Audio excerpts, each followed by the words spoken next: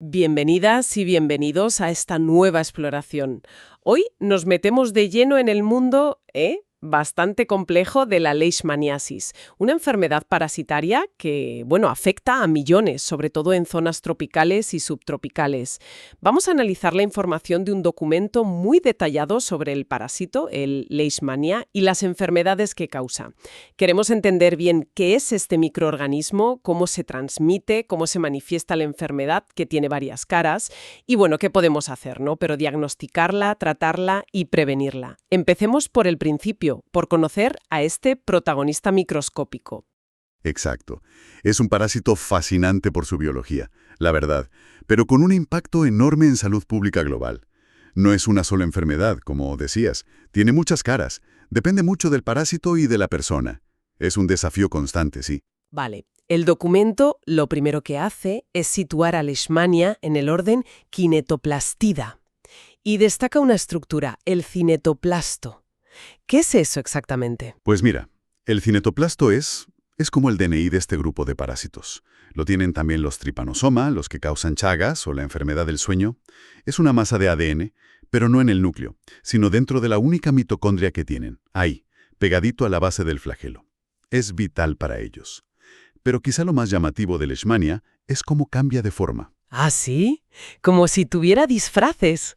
El texto habla de dos formas principales, promastigote y amastigote. El promastigote, que es alargado con su flagelo para moverse y que vive en el insecto, en la mosca de la arena. Y una versión de este, el metacíclico, es el que nos infecta. Correcto. Ese es el que está en la mosca, listo para entrar. Y una vez que entra en nosotros, o en otro mamífero, se transforma. Se quita el flagelo visible, se hace pequeñito, ovalado. Ese es el amastigote. Y lo increíble es que se mete dentro de nuestras células inmunitarias, los macrófagos, las que deberían destruirlo. O sea que se esconde del sistema inmune dentro de sus propias células. ¡Qué estrategia! Es la clave de su éxito, ¿sí? Pasar de móvil en la mosca a intracelular en nosotros. Y el problema es grande. Las cifras que da el documento asustan un poco. 350 millones de personas en riesgo, unos 12 millones ya infectadas, casi 1 millón de casos nuevos al año. En 88 países. Sí, y muy concentrado geográficamente. Más del 90% de los casos de leishmaniasis visceral, que es la forma más grave, ocurren en India, Bangladesh, Sudán, Brasil, Etiopía.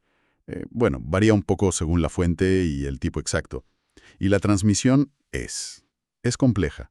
Puede ser zoonótica, o sea, de animales a humanos a través de la mosca, o antroponótica, principalmente entre humanos y moscas. Hay más de 20 especies de Leishmania que nos pueden infectar, unas 30 moscas distintas que las transmiten y montones de animales que actúan como reservorio. Una red enorme. Para aclararnos un poco, ¿se agrupan en subgéneros, no? ¿Leishmania y Diania? Esos son los dos principales. Sí. Dentro de Leishmania tienes, por ejemplo, a L. donovani, que causa la visceral, L. major o L. trópica, más de cutánea en el Viejo Mundo, L. mexicana aquí en América. Y en el subgénero Viania, que es más americano, están L. brasiliensis, L. panamensis, asociadas a menudo a formas cutáneas y sobre todo a la mucocutánea. Cada una tiene su zona y su estilo de enfermedad, aunque a veces hay sorpresas. Entendido. ¿Y la transmisión cómo va? El culpable es una mosquita pequeña. La mosca de la arena, sí, que no es una mosca cualquiera, es un flebótomo. Flebotumus en el Viejo Mundo, Lutzomia aquí en las Américas. Son insectos muy pequeños, de 2 milímetros, peluditos con alas también veludas. Y no vuelan mucho, van como a saltitos. Ponen los huevos en sitios húmedos con materia orgánica. Suelen picar al atardecer o por la noche. Y la picadura, dice el texto, es diferente a la de un mosquito. No clavan y succionan, sino que como que rasgan la piel y chupan del charquito de sangre. Por eso suele picar y dejar una marca roja.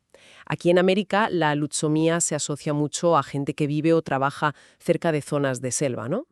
Exacto. Y además de la mosca, están los reservorios, los animales que mantienen el parásito circulando. Pueden ser roedores, perezosos, zarigüeyas, que aquí llamamos tacuacines en algunos sitios, pero uno muy importante, sobre todo para la visceral, es el perro. El perro doméstico puede ser un reservorio clave en muchas áreas. Vale. Entonces, repasando el ciclo de vida que describe el documento, sería algo así. 1. La mosca hembra infectada pica, inyecta los promastigotes metacíclicos. 2. Nuestras células, los macrófagos, se los comen, los fagocitan. 3. Dentro del macrófago, ¡zas!, se transforman en amastigotes, los redonditos sin flagelo. 4. Se multiplican ahí dentro hasta que el pobre macrófago no puede más y se rompe. 5. Se liberan y a infectar más macrófagos. 6. Llega otra mosca, pica a la persona o animal infectado y se lleva macrófagos con amastigotes. 7. Dentro de la mosca, los amastigotes vuelven a ser promastigotes. 8. Se multiplican, viajan a la boca de la mosca y listos para volver a empezar. Ese es el ciclo clásico, tal cual.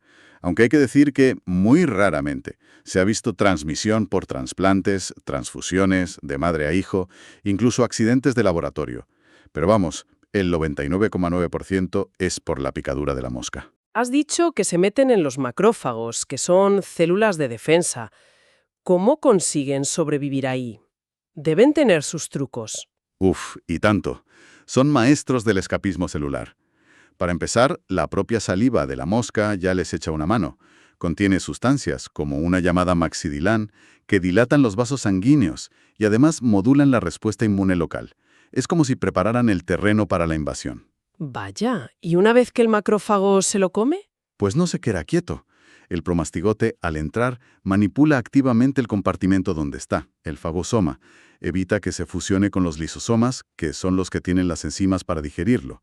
Crea su propio nidito seguro, la vacuola parasitófora. Y además va blindado. Tiene moléculas en su superficie que lo protegen. ¿Cómo cuáles? El documento menciona dos muy importantes. Una es la GP63, una glicoproteína que es como una navaja suiza.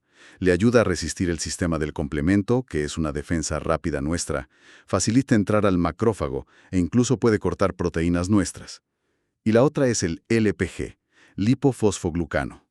Es como un escudo molecular, una capa que recubre al parásito, sobre todo al promastigote, y lo protege dentro del macrófago y también dentro de la mosca.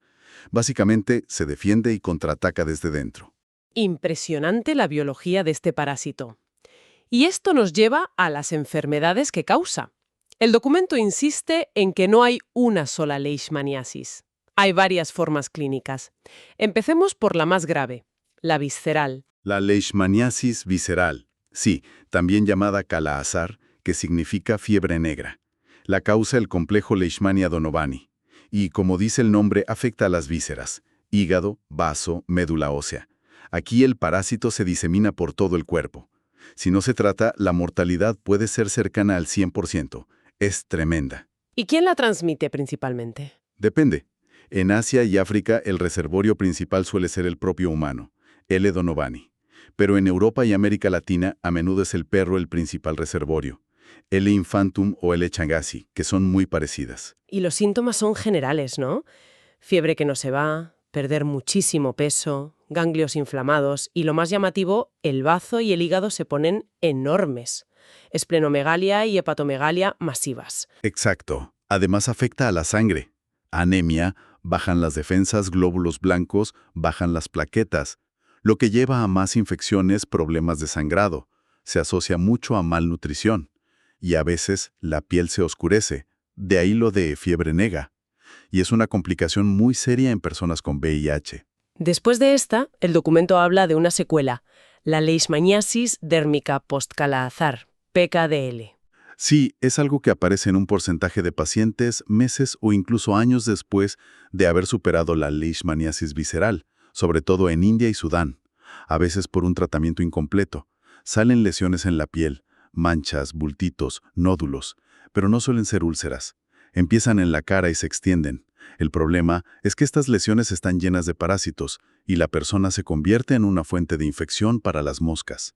Son reservorios humanos que mantienen la transmisión y es difícil de tratar. Uf. Luego está otra forma bastante agresiva, la leishmaniasis mucocutánea, LMC, o espundia, le llaman. Esa está causada sobre todo por especies del grupo Viania, como L. brasiliensis. Es más común aquí, en Sudamérica. Empieza como una lesión normal en la piel, una úlcera cutánea, pero Semanas, meses o años después, el parásito viaja por la sangre o la linfa y ataca las mucosas, la nariz, la boca, la garganta. Y las consecuencias son terribles. El documento describe destrucción de cartílago, del tabique nasal, la famosa nariz de tapir, puede destruir el paladar, afectar la laringe. Es muy desfigurante y afecta funciones básicas. Terrible. Sí, es una de las complicaciones más temidas de ciertas especies de leishmania. Pasemos a la forma más habitual, la leishmaniasis cutánea, LC. Esta es la más común en todo el mundo. Aparece donde picó la mosca. Normalmente empieza como un granito, pápula, crece a un bulto, nódulo, y muchas veces se abre en una úlcera. La úlcera típica es redonda, con los bordes como levantados, duros, y el fondo puede estar limpio o con una costra. Normalmente no duele, a menos que se infecte con bacterias. El documento menciona la úlcera del chiclero. Claro, es un ejemplo clásico de LS, causada por L. mexicana, muy común en trabajadores que se metían en la selva a extraer chicle aquí en México y Centroamérica. Le salía mucho en la oreja por la picadura de la mosca. Y siempre son úlceras. No siempre. A veces son placas o nódulos que no se ulceran. Depende mucho de la especie de leishmania y de cómo reacciona el sistema inmune de cada persona. El borde levantado de la úlcera es donde está la batalla, digamos, donde hay más parásitos y más inflamación. ¿Y estas lesiones se curan solas? Muchas, sí. Las L simples tienden a curar espontáneamente, pero puede tardar meses o incluso años, y casi siempre dejan una cicatriz. En Guatemala, por ejemplo, donde circulan L. brasiliensis y L. mexicana, la forma más común es la úlcera cutánea, en zonas como Petén, Alta Verapaz. Pero como no es de notificación obligatoria, no siempre se sabe la magnitud real del problema. Entiendo. Y para complicar más el cuadro, hay una forma rara, leishmaniasis cutánea difusa, LCD. Sí, afortunadamente es rara. Ocurre en personas que tienen un problema específico en su inmunidad celular contra leishmania. No pueden controlar al parásito. Entonces, en lugar de una úlcera localizada, el parásito se disemina por toda la piel. Salen múltiples nódulos, placas, por toda la cara, las extremidades. No destruye tejido como la mucocutánea, pero es muy desfigurante y extremadamente difícil de tratar. Responde muy mal a los medicamentos. Se parece un poco a la lepra lepromatosa en aspecto. ¡Qué variedad de manifestaciones clínicas! Y mencionaste antes la coinfección con VIH. ¿Cómo afecta? Lo complica todo muchísimo. El VIH debilita justo la parte del sistema inmune que necesitamos para controlar a leishmania, así que la enfermedad es más grave. Incluso cepas de leishmania que normalmente solo darían una lesión en la piel, como L. infantum en algunas zonas, en una persona con VIH pueden causar leishmaniasis visceral, se vuelven, digamos, viscerotrópicas. Además, el tratamiento funciona peor. Hay muchas más recaídas. Es una coinfección muy peligrosa. En algunas zonas de Europa, la gran mayoría de casos de LV en adultos son en personas coinfectadas con VIH. Con todo este panorama, ¿cómo se llega al diagnóstico seguro? ¿Cómo se confirma que es leishmaniasis? La clave sigue siendo encontrar al parásito. La prueba de oro, digamos, es el método directo. Buscar los amastigotes, la forma pequeñita intracelular. Se toma una muestra, un raspado o una biopsia del borde activo de la lesión en piel o mucosa. O si se sospecha la forma visceral, un aspirado de médula ósea, a veces del vaso o de un ganglio. Se tiñe con Giemsa y se busca el microscopio. Verlos es la confirmación. ¿Y si no se ven directamente? Se puede intentar el cultivo. La misma muestra, aspirado, biopsia, se pone en un medio de cultivo especial, como el NNN. Si hay leishmania, en unos días o semanas crecerá, pero en su forma de promastigote, la que tiene flagelo. Y esa también se puede ver al microscopio. ¿Hay otras pruebas? ¿Análisis de sangre o algo así? Sí, está la serología, que busca anticuerpos contra leishmania en la sangre. Es útil sobre todo para la leishmaniasis visceral, pero en las formas cutáneas o mucocutáneas o en gente inmunodeprimida puede no ser muy fiable. Luego está la intradermorreacción de Montenegro. Es una prueba en la piel, como la de la tuberculina. Se inyecta un extracto del parásito y se ve si hay reacción. Indica que ha habido contacto previo, pero no necesariamente que la enfermedad esté activa ahora. De hecho, suele ser negativa en la forma difusa y en la visceral activa. ¿Y las técnicas moleculares? La PCR. Esa es cada vez más importante. La PCR detecta directamente el ADN del parásito en la muestra. Es muy sensible, mucho más que el microscopio o el cultivo a veces, y muy específica. Y lo bueno es que según cómo se diseñe, puede incluso decirnos qué especie de Leishmania es. Y eso es crucial, porque el tratamiento y el riesgo de complicaciones, como la mucocutánea, dependen mucho de la especie. Hablemos entonces del tratamiento. El documento menciona los antimoniales pentavalentes como el tratamiento histórico. Sí, el estivoluconato de sodio y el antimoniato de meglumina han sido la base durante décadas. Se administran inyectados, intramuscular o intravenoso, durante varias semanas, a veces 20 o 28 días seguidos. Pero bueno, tienen sus pegas. Son tratamientos largos, pueden ser dolorosos y tienen efectos secundarios que hay que vigilar. Pueden afectar al corazón, arritmios, al páncreas, a los músculos. Además, en algunas zonas como en India, ha aparecido resistencia del parásito a estos fármacos. ¿Qué alternativas hay? Una muy importante es la anfotericina B. Es un antifúngico, pero también es muy eficaz contra la leishmania. El problema es que la formulación clásica, la desoxicolato, es bastante tóxica, sobre todo para los riñones. Pero hay una versión mejorada, ¿no? Exacto, la anfotericina B liposomal, que a veces se abrevia como LAMB. Aquí el fármaco va como metido en unas bolitas de grasa, liposomas.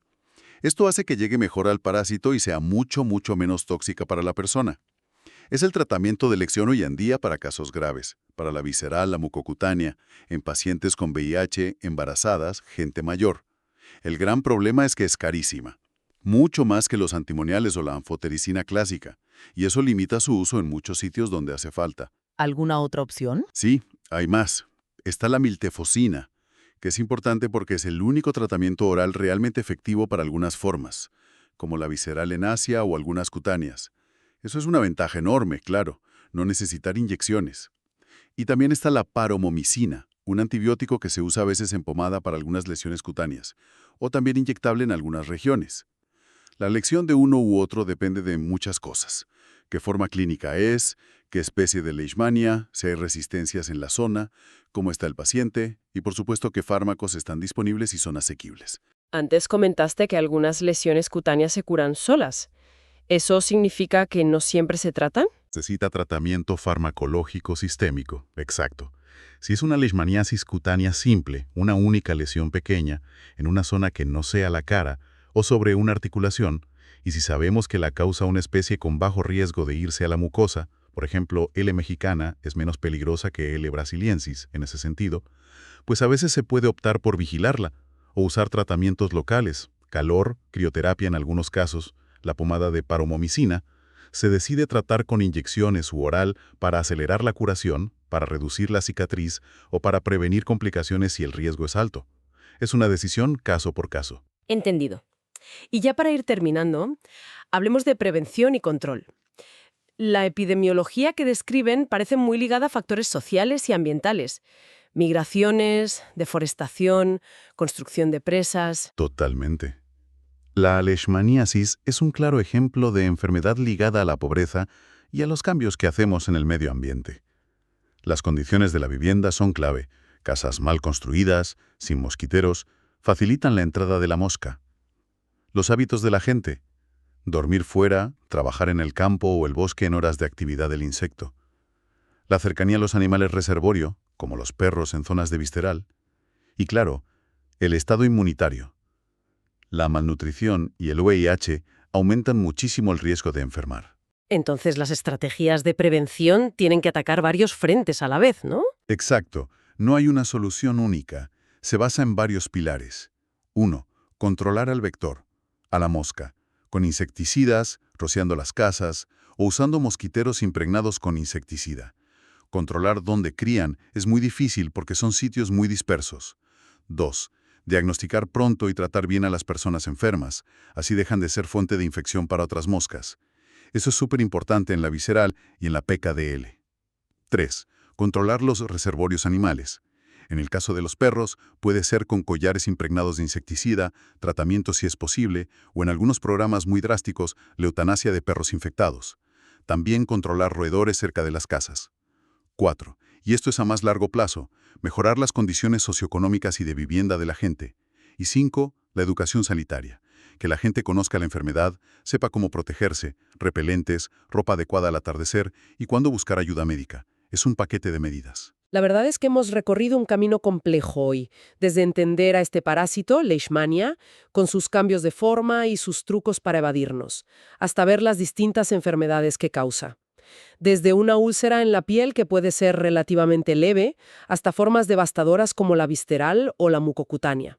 Hemos visto cómo se transmite por esa mosquita diminuta, los retos que hay para diagnosticarla bien y a tiempo, y lo complicado que puede ser el tratamiento, con fármacos que no siempre son ideales o accesibles.